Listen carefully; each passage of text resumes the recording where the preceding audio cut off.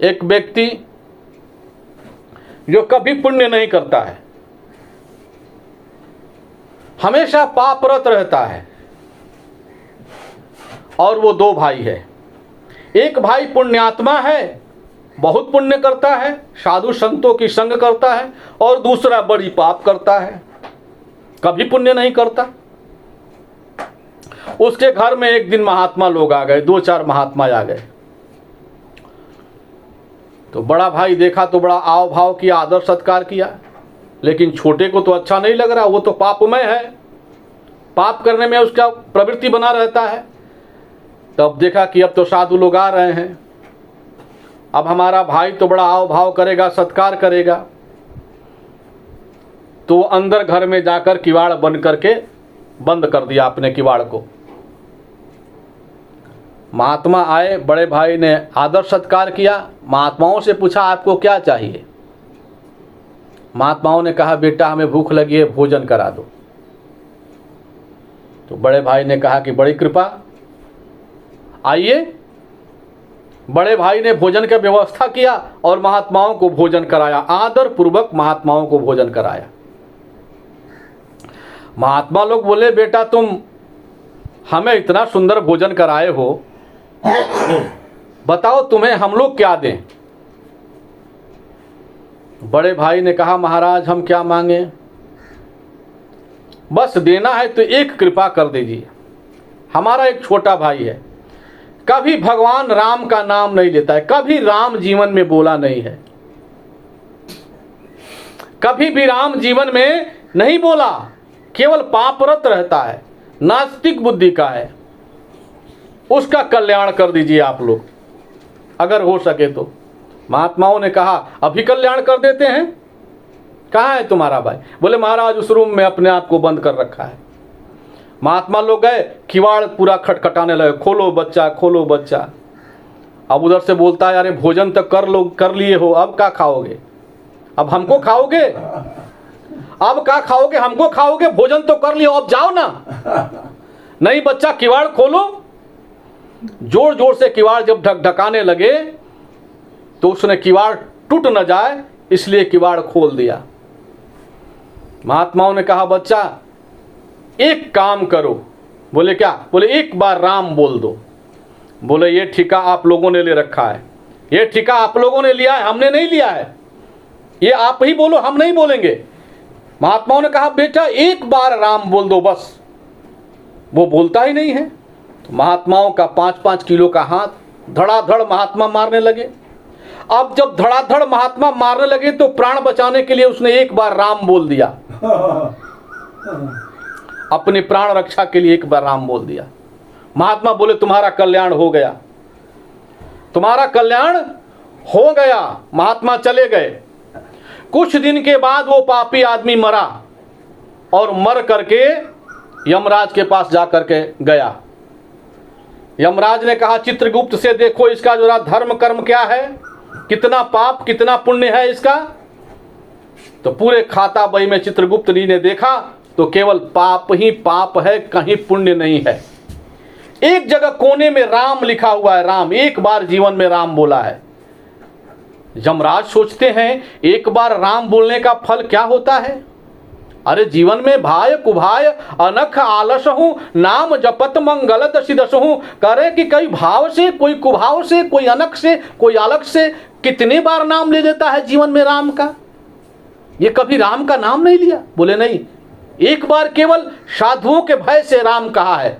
एक बार राम कहने का फल कितना दिया जाए। उससे पूछा गया कि तुम राम का फल पहले भोगोगे, राम का फल जो मिलता है, एक बार राम कहने का फल मिलता है, उसका सुख भोगोगे कि पहले पाप का सुख भोगोगे। उसने कहा कि पहले राम नाम का कहने का जो फल मिलता है उसे बताइए कितना मिलता है। यमराज ने कहा महाराज ये तो हमें पता ही नहीं कि एक बार राम कहने का क्या फल है, तो चलो ब्रह्मा जी से पूछा जाए। तो वो पापी आदमी कहता है ऐसे नहीं जाएंगे, पालकी मंगाओ और एक तरफ चित्रगुप्त जी लग जाइए, एक तरफ यमराज जी लग जाइए, और उस पालकी पर हम बैठेंगे तब ब्रह्मा के पास जाएंगे, ऐसे नहीं जाएंगे। यमराज ने कहा बड़ा विचित्र बात है, पालकी मंगाई गई, उस पालकी में बैठा वो, और एक तरफ जमराज, एक तरफ चित्रगुप्त लगे और ब्रह्मा जी के पास पहुंच गए। ब्रह्मा जी से कहा, महाराज ये बड़ी पापी है, जीवन भर पाप किया है, एक बार राम नाम बोला है मात्र, और हमें यह समझ में नहीं आ रहा है कि एक बार राम नाम बोलने का फल क्या दिया जाए। ब्रह्मा ने कहा, ये तो हमें भी पता नहीं, हम तो हमेशा राम नाम में डूबे रहते हैं, ये तो शिव जी बताएंगे। उस पापी ने कहा, महाराज ब्रह्मा जी आप भी लग जाइए, पालकी में आप भी लग जाइए। ब्रह्मा जी भी लग गए। अब तीनों आदमी लेकर पालकी चले शिव जी के पास। शिव जी से कहा कि महाराज ये बड़ी पापी आदमी है, कभी जीवन में पुण्य नहीं किया है, केवल पाप ही पाप किया है जीवन भर।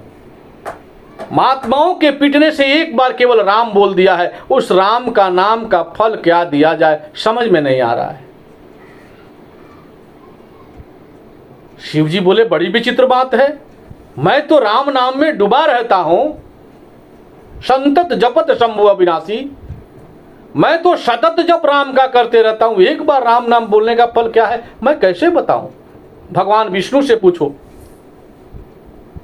चलो विष्णु भगवान के पास। उसने कहा, भोले बाबा एक की कमी थी, एक वो कहार कम था, आप भी लग जाओ। अब ब्रह्मा, शिव, यमराज, चित्रगुप्त चार चार कहार लेकर चले विष्णु भगवान के पास उस आदमी को, और जैसे ही वैकुंठ में लेकर पहुंचे उस आदमी को, वो आदमी पालकी से उतरा और परमात्मा के शरण में जाकर गिरा, त्राहिमाम हे प्रभु मैं आपके शरण में हूं, और परमात्मा के गोद में बैठ गया। परमात्मा के गोद में बैठ गया। यमराज ने कहा, महाराज ये बड़ी पापी है, आप इसको गोद में बैठा रहे हैं, बड़ी पापी है, इसने जीवन भर पाप किया है, कभी पुण्य नहीं किया, एक बार महात्माओं के पीटने से राम नाम बोला है, और हमें लोगों को यह समझ में नहीं आ रहा है कि एक बार राम नाम बोलने का फल क्या दिया जाए। भगवान विष्णु कहते हैं, अभी तक तुमको समझ में नहीं आया? एक बार राम नाम बोलने का फल अभी तक तुम लोगों को समझ में नहीं आया? एक बार राम नाम बोलने का फल है कि इसने पालकी में जमराज को जोता, चित्रगुप्त को जोता, ब्रह्मा को जोता, और शिव को पालकी में जोत करके सीधे वैकुंठ में आ गया, और वैकुंठ में आकर मेरे गोद में बैठा है, और मैंने शपथ लिया है कि सन्मुख होई, सन्मुख होई जीव मोहि जबहि, अजन्म कोटि अघ नाशहि तबहि।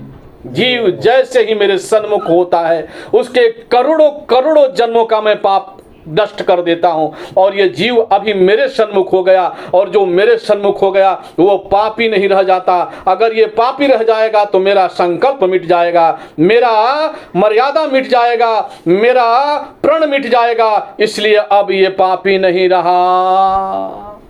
विभीषण